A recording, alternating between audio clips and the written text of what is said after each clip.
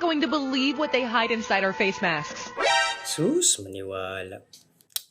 Sige nga, tingnan nga natin yung face mask ko. Gunting.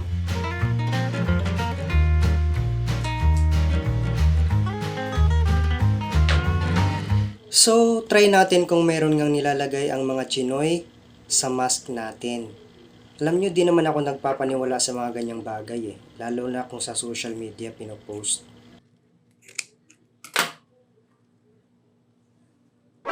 Hala, wait. Parang meron nga. Tingnan nga natin.